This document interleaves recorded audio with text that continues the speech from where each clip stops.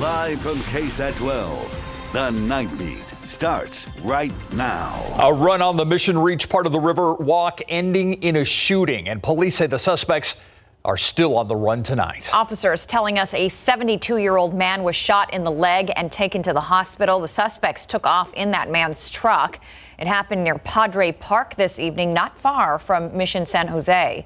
The man told officers he was on the paved trail when he was confronted by 3 to 4 suspects and was shot before the man's keys were taken.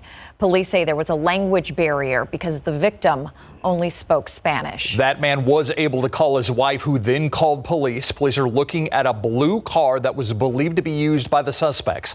Again, they took off from the scene in a dark green Ford F-150. New tonight, SAPD says officers Michael Brewer and Andre Vargas are under indefinite suspensions for using excessive force on a handcuffed suspect. Disciplinary records also revealed that suspect was not resisting arrest. The incident is from November 26, 2019. The record shows Brewer caused, quote, unnecessary physical violence when placing his left knee on the man's neck. Vargas lifted the handcuffed man off the ground with his arm, causing, quote, unnecessary and unwarranted pain. Vargas also used a taser on the man. Following the death of George Floyd, local activists have been calling for the city to defund the police. City officials appear more focused on actually changing the union contract instead. The current contract expires next September, and the mayor has put forward a resolution that would make reforming officer disciplinary procedures a top negotiation priority in that contract. A defender's investigation found officers who appealed their firings got their jobs back about 2/3 of the time in San Antonio, either by third-party arbitration or from the police chief reconsidering. According to our latest Fairfax KSAT Rivard Report poll, 68% of participants said police unions were barriers to accountability. Police Chief William McManus says he is not opposed to an appeal process, but the current process does bother him. And I don't think that someone who coming in here who doesn't know the culture of the city, doesn't know the department, makes that decision and doesn't have to live with it and then flies out on the next plane. I just have an issue with that. City Manager Eric Walsh has also proposed a months-long process to reconsider the role of SAPD in the community. That could end up changing what kind of calls they respond to. However, he expects that process to take until next spring. 2 school districts, one special day. Bernie ISD and South San ISD going back to school in very different ways today. Yeah, both keeping the pandemic in mind. Today, 291 new COVID-19 cases were reported for a total of 43,455. It's a little above the 7-day rolling average of 259. Dozens of more deaths, however, were reported today. But Mayor Ron Nirenberg explaining these 26 deaths occurred between June 12th and just yesterday. Metro Health confirmed these additional cases for a new total of 545. There are still 261 pending cases. There continues to be a slow improvement in our hospitals as well. 710 people are hospitalized. 309 are in the intensive care units. 213 are on ventilators. We have 15% of staffed hospital beds available tonight. And while the numbers are trending down, Metro Health says the risk remains too high for schools to reopen. This gauge depends on positivity rate, whether we have a 14-day decline in cases and how long it takes for our COVID-19 cases to actually double. South San ISD, which is based in Bexar County, is committed to starting the year off virtually. The district shared pictures of starting their first day of school at home. The district plans on following Metro Health's guidelines by remaining with virtual learning until at least October. And Bernie ISD, which is based in Kendall County, has some schools in Bexar County. The governor allowed school boards to decide when and how to open schools to students. Bernie ISD gave parents the option of in-person or online learning. The district has stocked up on personal protective equipment and put safety measures in place to protect students on campus. Bernie High School students say they noticed a difference. So at lunch, they had like seats crossed off and stuff for like 6 feet apart. So lunch was pretty different because you had to separate. Students we spoke with say people seem to be following the guidelines, but acknowledged it's still too soon to tell if it's working. Sending kids back to in-person classes is not only a difficult decision for parents, but for grandparents taking care of their grandchildren. The Night Team's Tiffany Huertas has a look at how one local woman taking care of her 5 grandchildren is adjusting during the pandemic and what tough choices she's making these days. Mercedes Bristol has chosen to keep her grandchildren at home. At our age, we're very susceptible of any kind of virus, and so I don't know how the schools are going to manage the virus at this point. Bristol has been taking care of her 5 grandchildren for 9 years. Big decision that we have to make of whether we want to have them at home or at school. She says during the COVID-19 pandemic, many grandparents are facing similar situations. For those children that have mental health illness and have challenges like ADHD and post-traumatic stress disorders, and they're already having a difficult time being home. So not sending them to school, grandparents are going to be very challenged with homeschooling. Bristow is executive director of the nonprofit Texas Grandparents Raising Grandchildren. After taking custody of her grandkids, Bristow created the organization based on her experience of not knowing who to connect with and where to get resources. She says some of the reasons grandparents take care of their grandkids are because the parents have died, they are incarcerated, or are not responsible to take care of the children. Bristol says the pandemic has created challenges for grandparents. One of the things that we've had a lot of instances with grandparents is that they don't have means of transportation. So when they have to go to the store, they have to get rides or they go on the bus. As students go back to school, grandparents are making one of the hardest decisions of their life. If we're going to continue to send our kids to school, I think we're just going to see an increase in COVID. Tiffany Huertas, KSAT 12 News. More hand sanitizers making it on the recall list. Nearly 150 different brands are being pulled from the market. The products have been deemed unsafe by the Food and Drug Administration because they may be contaminated with methanol or contain low levels of ethyl alcohol or isopropyl alcohol. We have the full list of products indicated in the recall right now on our website, ksat.com. Just look for this story on the homepage. Well, you may have seen the chase yesterday, and now one man facing a long list of charges after he was apparently going out just to buy food. Investigators say he was the man leading authorities on a chase in a car without a hood. 27-year-old Anthony Quiroga is charged with evading arrest, aggravated assault against a public servant, possession, and several more charges. Sky 12 over yesterday's chase involving Bexar County deputies and DPS troopers started near Highway 16 in Twin Valley, eventually ending off West Hutchins Place. There you see him taking out a gate at a construction site. Quiroga's nephew says the family witnessed some of what took place. So we called, started blowing up his phone, and then he calls me. He's like, hey, I'll be there in a little bit. And then we saw him pass by, vroom, vroom, with the cop cars. Everybody ran to the gate, and then he came again. During the chase, a woman bailed out of that car. The Bexar County Sheriff's Office confirms Somerset police arrested that woman, identified as Sarah Jane Fowler. She's charged with evading arrest and unauthorized use of a vehicle. Investigators say Quiroga rear-ended an 18-wheeler, rammed a gate at a construction company before the chase eventually came to an end. He is now the 10th Bexar County deputy to be arrested this year. 20-year-old Javier Cruz is accused of forging a county document to extend some time off. Sheriff Javier Salazar says Cruz confessed to the scheme when confronted about it. Cruz is accused of forging paperwork to extend his sick leave by 3 weeks. Investigators say the forged paperwork said he would return to work on August 27th, but it was later determined he was actually supposed to go back to work on the 7th. The probationary employee is now facing a misdemeanor charge of tampering with the government record. Sheriff Salazar is also looking into confiscating Cruz's pay.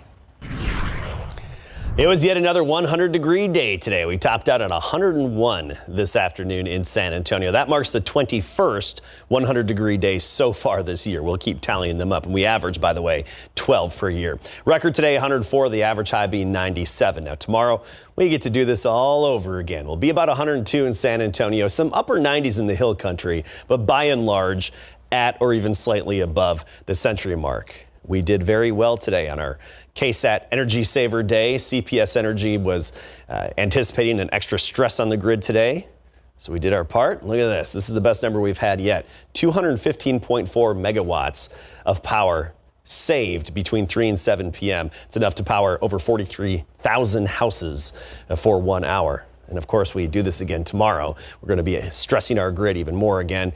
Lower your usage if you can between 3 and 7 p.m. Just turn up the thermostat by 2 degrees and you'll be doing your part. And there are many other tips out there as well. All right, I'll have your full forecast, including an update on the tropics coming right up. Thank you, Adam. Still ahead on the Nightbeat, a stranger found in a family's casket. The discovery that sent one Texas family into an outrage coming up.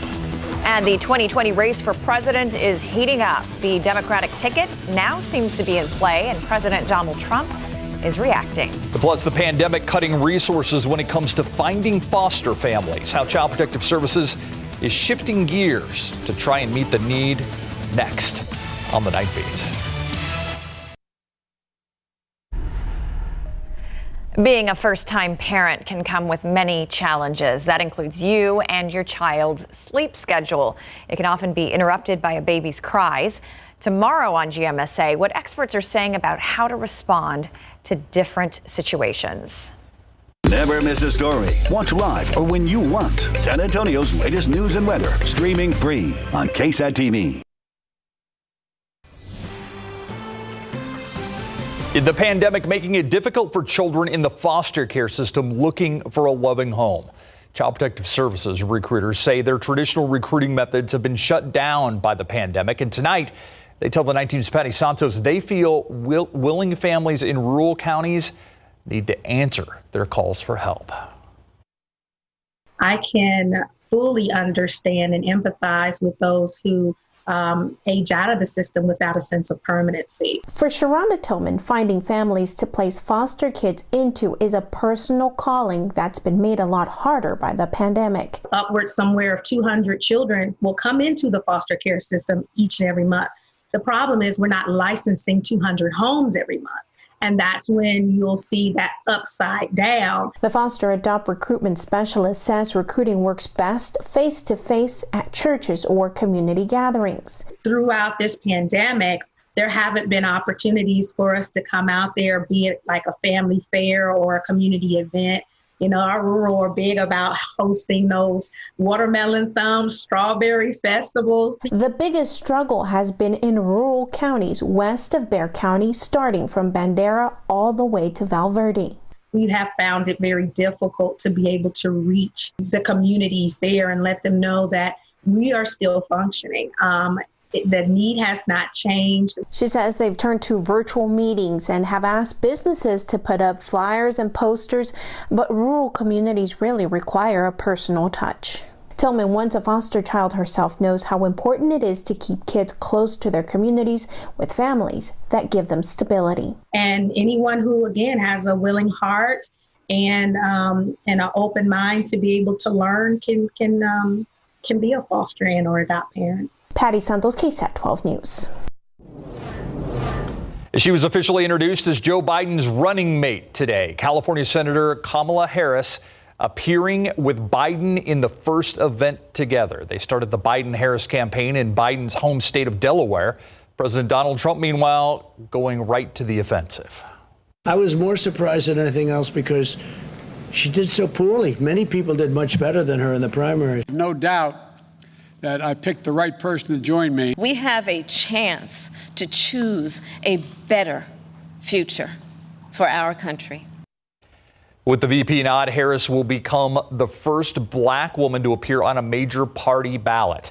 The Democratic duo wasting no time hitting the trail after their first public appearance together on the ticket. Biden and Harris getting right to work, attending a campaign fundraiser. Here at home, Morgan's Wonderland is not forgetting about their friends. They're surprising people with their Delivering Joy program. The program began last week. Families can sign up to have butterfly mascot Joy surprise them at their home with a driveway or doorway dance party. Today, Katie Gonzalez was the lucky winner. She's had a tough summer after surgery left her in a wheelchair. I didn't tell her till this morning, and she's been so excited all day. She's just, people she knows. Life is going back to normal. To see when joy is right there in front of them and just the excitement, yes, that there was definitely some tears, and it does make my heart very full. Organizers are considering the continuation of the program even when the park reopens. Back in May, Morgan's Wonderland announced they were closing for the rest of the year. It's a great idea. It is a great Love idea, it. and I'm glad it's kind of continuing a little slice of Morgan's Wonderland, because there are so many people that find that such a special place. Internationally. Yeah. Yeah, People not come just from all San over the Antonio. world. Yes, a lot of folks think, it's here in San Antonio, but people come from around the world, and not just one trip, but they will come back sometimes annually. Yeah. Anyway, it was another hot day today. Yes, it was. High temperatures were mostly above 100 degrees. I mentioned at the airport in town we hit 101. You look elsewhere, Del Rio topped out at 105. Pleasanton, Carrizo Springs, and Cotulla, 104 for high temperatures. Now, we teamed up with our KSAT community partners, and earlier today, if you watched any of our newscasts, you saw this, and this is actually a time lapse of the van we had in the parking lot, which indicated the outdoor temperature compared to the rising indoor temperature of that van. It topped out over 150 degrees. That's how hot it got inside that vehicle. So then we teamed up with our KSAT community partners to raise the awareness and, of course, the dangers of leaving children and pets inside a vehicle. I mean, even if you go to the nursery and buy some plants and then you go run a few more errands, it's not good for them. So that just illustrates it right there. I don't know what says it better, but look, 105, 156. I saw 157. That's 157 briefly. Yeah, unreal. And, you know, one interesting fact I learned from Jennifer, who was here earlier talking about it on our earlier newscast, was that often it's alternative caregivers, you know, maybe a nanny or a babysitter or something last minute, and you're off schedule and off routine, and that's when sometimes pets and kids can be forgotten. So just a friendly reminder.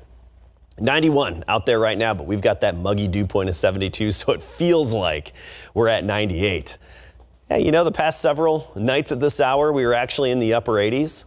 Not tonight, not here in town. I mean, 91 Helotes, 90 Port SA, 88 Randolph and Stinson. You get to Castroville, it's 92, and 86 right now in Comfort. But Del Rio takes the cake again at 96 degrees and low 90s in the typically warmer spots southwest of town.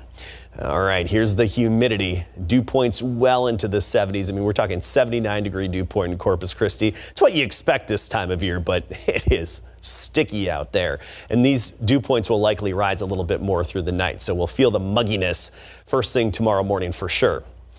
Temperatures tomorrow morning, most likely in the upper 70s for the majority of us. Then by the afternoon, we make it back near and slightly above the century mark.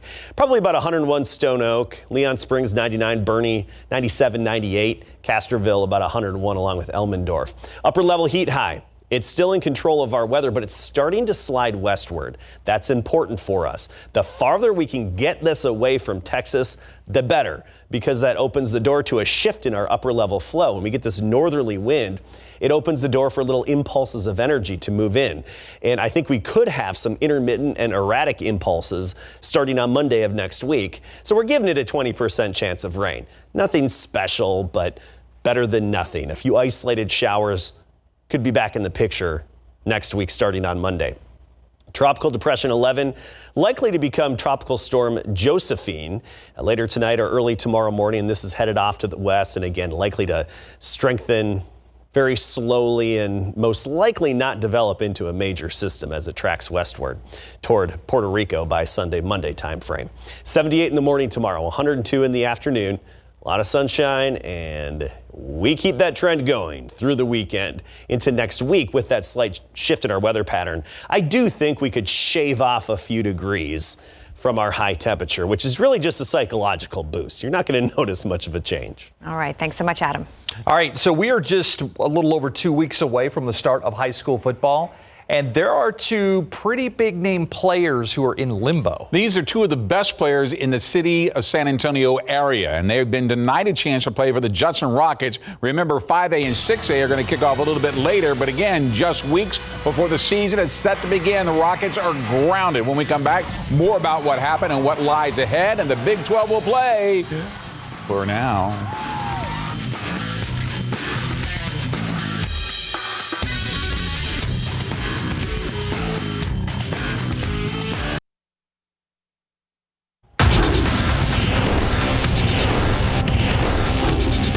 When I have an issue and I have a decision to make, I want to show the world that I can do it with grace and come up with the right solution. And that's what Jerry Jones had to say when asked what the team's stance will be on the national anthem in the wake of the Black Lives Matter movement. But first, as we told you first at 6 today, two of the most talented players in high school football in the San Antonio area have been denied the ability to suit up for the Judson Rockets. Quarterback Jordan Battles, who transferred from Brandeis High School, and running back L.J. Butler, who transferred from the Wagner Thunderbirds. Battles considered one of the best dual threat quarterbacks in the city, with over 1,800 yards on the ground, 26 touchdowns, another 1,300 plus yards in the air, and 13 touchdowns last season. Butler, one of the best running backs after amassing over 3,000 yards rushing, 39 touchdowns last year. But according to the 27-6A Executive District Committee, their request to play for the Rockets in their final season was denied by 6-0 vote, with apparently both Judson and Wagner abstaining. That's according to two separate sources that contacted our Larry Ramirez and later confirmed by both Battles and Butler, who were disappointed by the decision.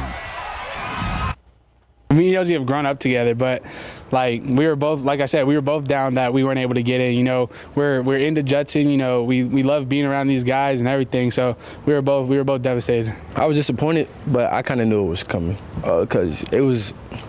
I mean, it's all the schools that we play against, and I know that they really don't want to play against me. All right, Battles and Butler's parents say they plan to appeal to the UIL Executive Committee, but if they are turned down again, their only hope of playing high school football in 2020 is transferring out of Judson and playing for a private school. Pleasanton High School has shut down their high school football workouts due to a positive coronavirus test, as according to Sam Fowler of the Pleasant Express and confirmed by head coach Stephen Liska tonight. One player tested positive. Workouts will be shut down for 14 days and more than likely will affect their home opener against Hondo on August the 28th. The Big 12 football season is a go, despite the fact both the Big 10 and the Pac-12 decided to postpone their fall football season due to the COVID-19 pandemic. The Big 12 will play. That announcement made by Big 12 Commissioner Bob Bowlesby today, despite the concerns expressed by others about the immediate and long-term effects of the coronavirus, which caused the other two conferences to pass in the 2020 season. So what is the Big 12's biggest argument to try and make this work? Nobody has told us that it's poorly advised to go forward and do what we are doing. If we get to the place where our doctors and scientists say, you know what, you guys got two wheels off the tracks and you're headed for a train wreck, we will pivot that day. So as a result, here are some key dates for the Texas Longhorns. Their season opener will be against UTEP on September the 12th in Austin, followed by a road trip to open conference play on September the 26th, October the 3rd home opener on conference play TCU, and the Red River rivalry will continue on October the 10th in Dallas. Will fans be allowed at Cowboys games? Next. For the first time since the draft, we're hearing from Cowboys owner Jerry Jones. Jones joined his son Steven and new head coach Mike McCarthy for the annual State of the Cowboys address, albeit a little late this season due to the COVID-19 pandemic-adjusted training camp schedule. Earlier today, the Washington football team announced that they will hold their 2020 home season without fans. So Jerry was asked if he believes not only will their fans be allowed at Cowboys games, does he believe the NFL will play a full 16-game season given the pandemic and the enormous number of coronavirus cases, not just in Texas, but in other parts of the country. It's easy for me to justify for the long term of interest in football and the long term thing that competitive sports bring to the table and what it can bring to the country. It's worth it to make the effort for us to have a complete season, and I want to do it in front of our fans. There you go. It's also the first time we've heard from Cowboys star quarterback Dak Prescott since he failed to reach an agreement on a new long-term deal. Instead, will play under the franchise tag this season for $31.4 million. Despite that, Prescott was remarkably upbeat today and, in fact, told us he wants to be a Cowboy for life. He added to ensure success in these uncertain times, he has joined some of his teammates in a bubble by checking into the nearby Omni Hotel to self-isolate during workouts. For me, it's about trying to stay as safe as I can, as healthy as I can, without knowing the true future of where this season is going to go. I think it's important for us as players to try to create the biggest bubble or the smallest bubble, I guess you can say, but a bubble that we can amongst players, because as long as this season gets to play out, I think part of it, the healthiest team wins. All right, the Dallas Cowboys have signed pass rusher former Viking defensive end Everson Griffin. That's according to the NFL Network for a one-year deal worth $3 million that could expand to $6 million with incentives. This is a huge signing because he is just fast as all get out. On top of it all, they already have a great defensive line. Yeah. So they're getting better on defense. It appears it just got better. Yes, it did. Yeah. Thank you, Greg. It's still ahead on the Nightbeat. San Antonio Mayor Ron Nirenberg joins us live. Our KSAT Q&A is next.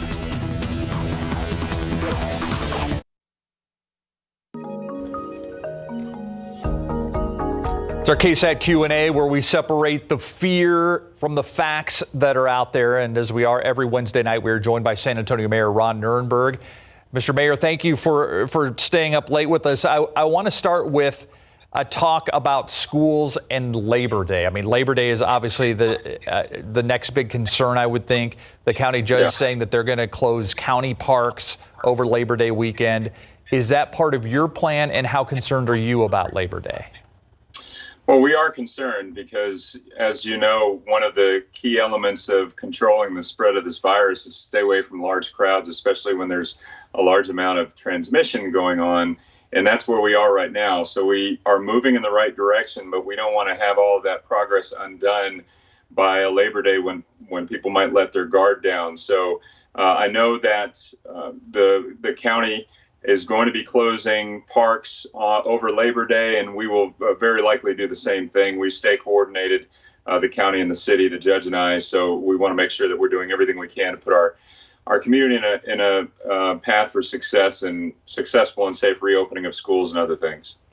Mr. Mayor, even though the numbers are slowly going down here in our community, that's not necessarily the case across the state. Talk to us about that.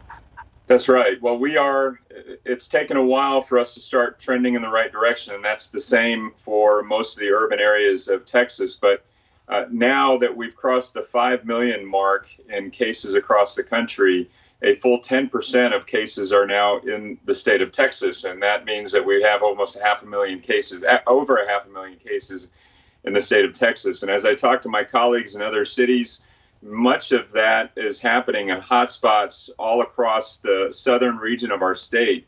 In fact, many of them are having positivity rates in the 20s and 30s, and some close to 40%.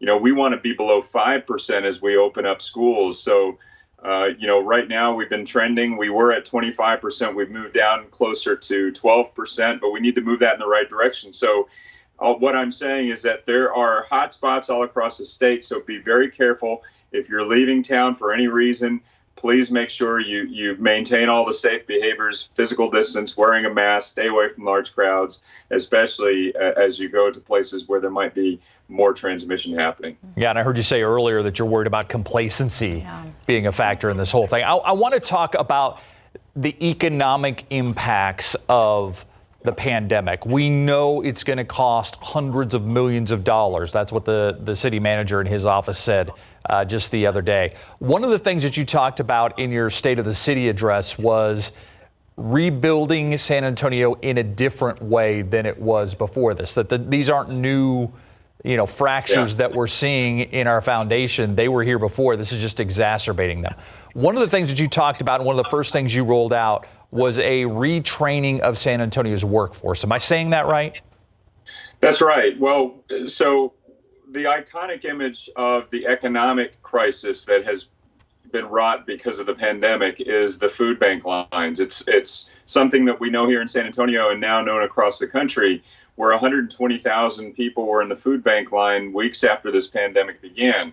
That doubled the number that were usually in the line on any normal part of the year, which means that when things were okay before the pandemic, 60,000 families were depending on the food bank for food. That means that people in San Antonio, like they were across the country, but more so here in San Antonio, were living on the economic edge of catastrophe even before the pandemic. And that goes back to a level of generational poverty and low educational attainment that has held families back. It's held our entire community back. So what we want to do is, as we build San Antonio back and bring our economy back, we put our people in a place where they can be stable and have careers and not live in poverty. And so what that means is that we've got to we have to provide paths to educational attainment and training for careers that would be stable. And that's doubly important because we know that over 150,000 people have filed up for unemployment since this pandemic began in the local area. And a lot of those jobs may not be coming back very quickly, and some not at all. So we have to ensure that people have the skills, the credentials, the education to take the jobs that will be available. We have a near-term economic recovery and resiliency initiative that's underway right now to get people back to work. And as we move forward, we've got to sustain that effort because we know the economic recovery won't simply take 6 months or a year, but is going to be an extended effort. And we've got to have that pathway opened up for a longer period of time. I want to ask you about back to school because that is on the minds of so many folks. You mentioned during your briefing that the numbers are moving very slowly. In your discussions with Metro Health and looking at the models, what is the likelihood we will actually be in the green zone come September 8th when a lot of these schools are set to go back to in-person learning? You know, it's an unknown right now simply because the work that we're doing today will impact us in 3 and 4 weeks from now. So if we continue to do our part and the numbers continue to trend in the right direction and we continue to stop this spread and it gets under control, we very likely could be in the green by Labor Day. But that all really depends on what we're doing right now. And in some cases, and in some measure, it also depends on what we were doing 3 weeks ago. We've got to continue this track that we're on to keep the numbers moving in the right direction. Wearing a face mask, physical distancing, personal hygiene, and staying away from the large crowds. If we can do those 4 things consistently and not let our guard down and not get complacent, we could be in a safe place to start opening schools after Labor Day, and I hope we are. You've talked about a lot of graphs that you've seen out there for hospitalizations and some of the other things. Are the graphs telling you that if we stay on the course we're on right now, in-person could happen after Labor Day? They are, and in fact, the UT Health SG2 model that we've shown periodically is going to be updated here this week. And what it has shown the last update we got was that our progress was trending right at the forecast, which means that we're in the middle of a prolonged plateau and we're starting to decline. And that decline starts right around where we are today. But it's slow, it's steady, and it has to remain on track. The models show us that we're following that track, but we've got to continue to be diligent about those precautions that the public health professionals have told us. We're looking forward to the update that's going to show us the forecast that take us out through late September.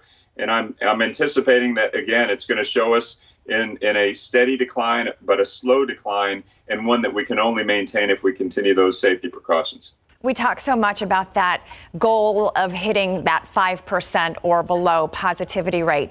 Once we get there, and you think about all the work it took to get there, then what? Does that work continue? It does in some measure. It means that if we continue to do these things that are really minor inconveniences, again, wearing a face mask and staying away from really large crowds, and when we're in public, practicing some common sense, we're going to have to live with those things until there's a vaccine and some therapeutics. But if we're able to do those things, which are, again, minor inconveniences in the grand scheme of things, we can begin to open up more activities. We can begin to enjoy schools in more fuller volume. We can enjoy businesses starting to come back.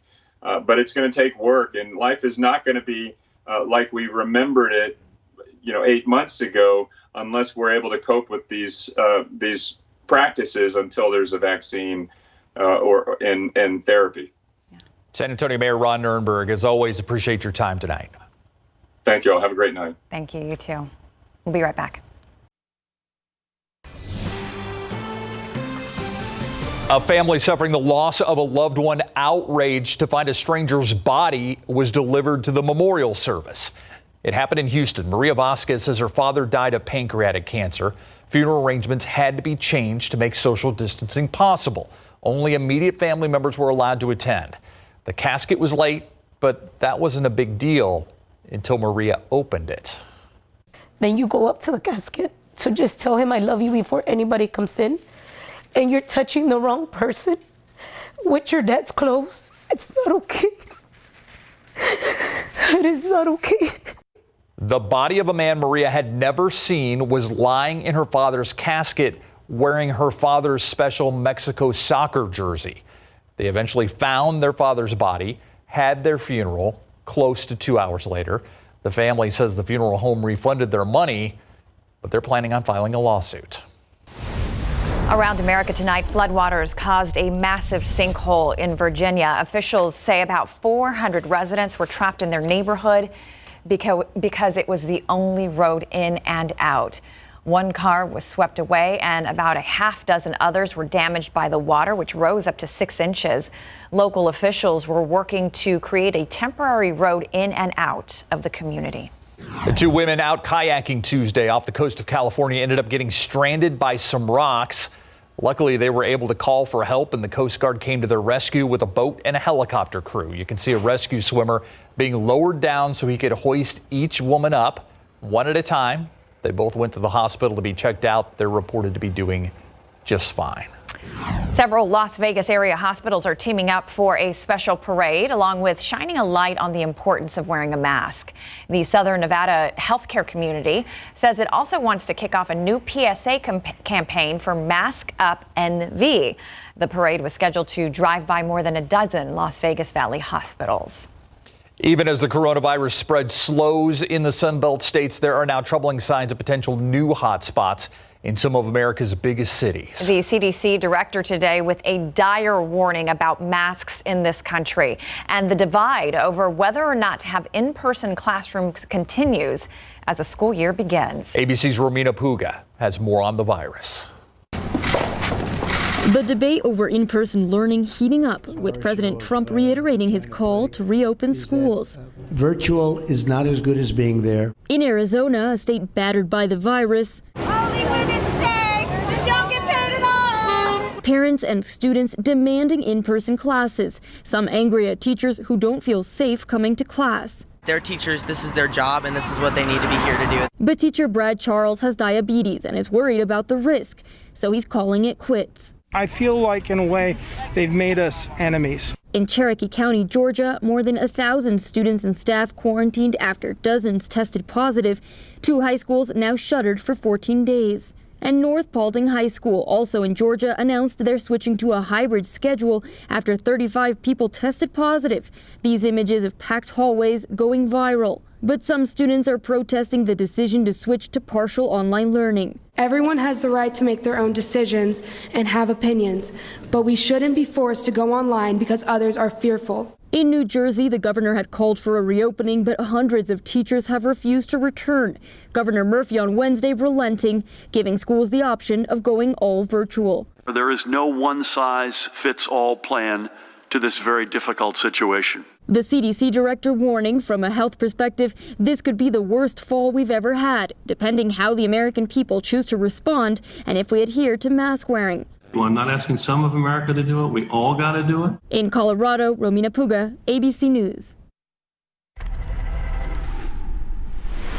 Tomorrow, the next episode of KSAT Explains premieres on KSAT TV and KSAT.com. This week's episode, all about the facts and science of climate change. What does the future climate of Texas look like? Why is it something you should care about? And how did this issue become so polarizing? Again, KSAT Explains Climate Change will be available on demand tomorrow on the KSAT TV app, which is available on Roku, Fire Stick, and most other streaming devices.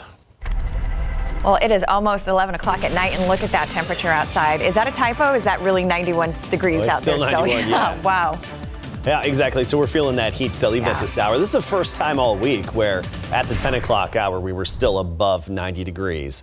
Usually by now we get to 89, 88. Not that you really feel a difference, but it's a psychological boost. The aquifer, it dropped again today. It took a hit, down half a foot. 10-day average now at 657.6. So still, we're in stage 1 watering restrictions and a bit of a ways to go before stage 2 would take effect. But nonetheless, we need some rain around here. Mold, pigweed, and fall elm all registered in the pollen count today, but they're on the low end. All right, take a look at temperatures across the state. We're all in this together. 93 right now in Midland, 91 in Abilene and Dallas. Hey, Phoenix is still 106, El Paso at 95, and along the coastline, we're mostly in the low to mid 80s, from 83 in Victoria, 82 to Beeville, and 83 Corpus Christi. But Del Rio still at 96 degrees. And of course, we're dealing with that humidity, the wind coming off the Gulf of Mexico with the warm waters of the Gulf, really transporting that moisture here into the I-35 corridor and even westward now. Hondo has a dew point of 71 degrees, and it's going to be ultra sticky again tomorrow morning. But it's what we get in August here in San Antonio and South Texas. So 33% of Texas is in drought. Obviously, we could use some rainfall. Locally, only the northern portion of Bexar County considered abnormally dry, and then some surrounding counties, especially off to the north. You go west of town, that's where we have the worst drought conditions. So we're looking for rain. But we know the big blue H, the heat high, it doesn't help us out in terms of rainfall. Luckily, though, this heat high is going to be slowly drifting its way westward. The farther removed it can get from Texas, the better it is for us. One, in terms of temperatures, but also we get this northerly flow aloft. And whenever we get that this time of year, that steering flow, we get little swirls in it and little impulses. And I think we'll start to see some of those intermittently on Monday. And that would give us at least a slight chance, a little bit of hope. I mean, this week, there was no hope for rain. Next week, there's at least a glimmer of hope. It's not looking fantastic, but something, little bit of hope. Tropical Depression 11, likely to become Tropical Storm Josephine. This is going to have a tough time really strengthening here in the days ahead because of some upper level components it's going to be running into, and actually could just turn into a remnant low then as we get into about this time on Monday. Tomorrow, bright sunshine, 78 in the morning, 93 at noon, 102 the high temperature. That would be the 7th consecutive 100-degree day. And then we stay right there, right over 100 Friday all the way through the upcoming weekend with that isolated shower chance starting on Monday. And we should trim back a few degrees tomorrow. Another KSAT Power Saver Day. CPS Energy suggests lowering your usage from 3 to 7 p.m. Thank you, Adam. More flights taking off amid this pandemic. Each airline comes with its own way of handling travel in the age of COVID-19. What you should know before booking that trip. Next.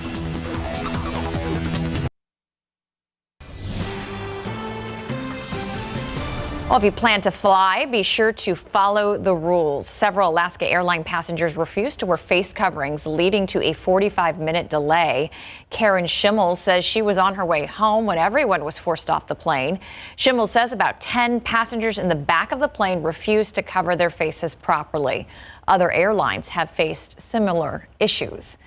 A Houston area family says they were kicked off a Southwest flight after their 3-year-old son, who has autism and a sensory processing disorder, would not wear a face mask. Southwest Airlines responded saying if a customer is unable to wear a face covering for any reason, Southwest regrets they would not be able to transport that person.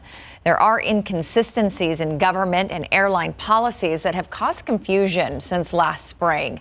12 on your side's Marilyn Mortz looks at some things you can do to make flying as safe as possible. In June, Danny Bush boarded an American Airlines flight with high hopes of flying in a safe, healthy environment. They put out the dialogue as if they were being very safe and considerate for COVID. But when you arrive to the airport, none of those things were happening. Once she began boarding, Daddy said she was appalled to see crowds, passengers without masks, and a jam-packed flight with middle seats filled. Her 20-year-old son has a suppressed immune system, so she takes social distancing seriously. I had anxiety the entire flight. Since her flight, American Airlines says it has tightened requirements for face coverings and now prohibits anyone over age 2 from flying without a mask. While some airlines make mask wearing mandatory and are blocking off middle seats, Consumer Reports found airlines' COVID policies are all over the map.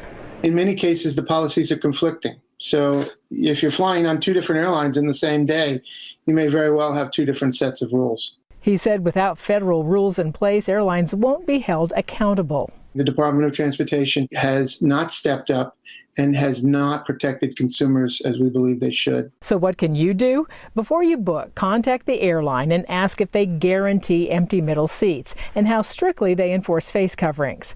Pack a go bag with extra masks, hand sanitizer, and wipes. When you board, clean your space, even that air nozzle above. As for Danny, she plans to fly again this month with a different airline and hopes more people will follow guidelines. Marilyn Moritz, KSAT 12 News. All right, the souped-up Escalade is being called a man cave on wheels. The actor who's hoping to sell it, I think you can tell. Yeah. Could be a rocky road. It's up next. Have you ever heard of a man cave on wheels? Well, this decked-out beauty is currently the property of actor-director Sylvester Stallone.